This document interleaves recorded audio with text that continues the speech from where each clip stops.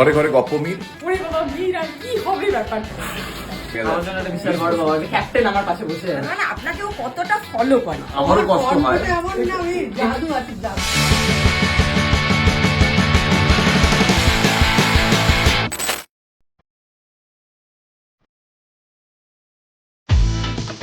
Humidity is making it feel hot.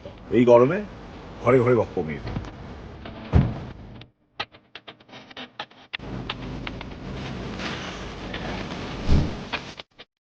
ভাবছি যে কি করবো।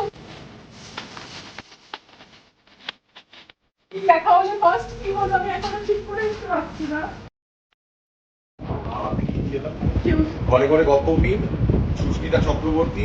আমরা রাস্তা রোডে এসেছি। অনেকভাবে আপনার সঙ্গে আমি যোগাযোগ করার চেষ্টা করেছিলাম, ভীষণ ইচ্ছে যে গল্পমের থেকে একজন হবো। আমরা যখন অডিশন শুরু করবো হ্যাঁ। তখন আপনি ওর অডিশন বারবার শুরু করে দেয়। সিগারেট ধরিয়ে লোকটি বলল, শালা। কে? আমি? না না, আপনি আমার শালা হতে যাবেন, আমার রিয়েল শালা। সাবস্ক্রাইব এতটাই ইজি।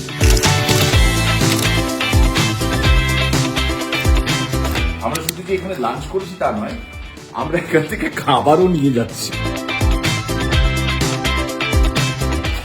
মানে এটা আমার কাছে ড্রিম কাম ট্রু।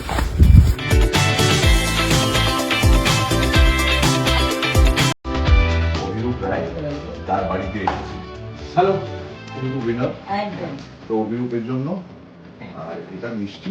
খুব গরম বাইরে, 40-42 টেম্পারেচার, কিন্তু ঘরে ঘরে গপ্প মিরের যারা উইনার্স তাদের ঘরে ঘরে যেতে হবে। ক্যাপ্টেন, তুমি চিরদুর্জয়। তোমার বলা গল্পের মধ্যে দিয়ে বিশ্ব সাহিত্যের নানান উল্লেখযোগ্য চরিত্রের সাথে কোনান ডয়েলের শার্লক হোমস আর চিনেছিলাম সেই এডমন ডান্টেসের পথপ্রদর্শক বৃদ্ধা অ্যাবে ফ্যারিয়া। ক্যাপ্টেন, তুমি আজও চিরদুর্জয়।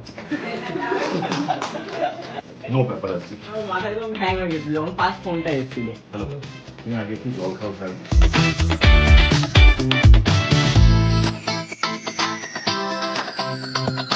এটা gift of love from Sayan.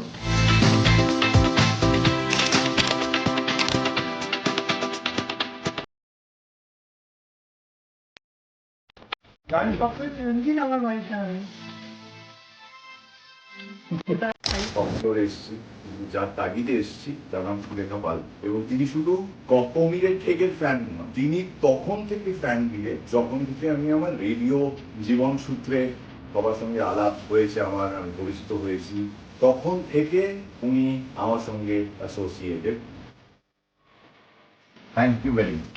Mir যে আমার বাড়িতে এসেছে এটা আমার তো অনেক বড় স্বপ্ন ছিল, সেটা আজ পূরণ হয়েছে।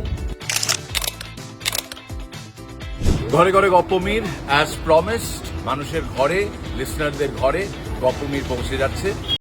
আবার আসছি আপনার ঘরে, হতেই পারে।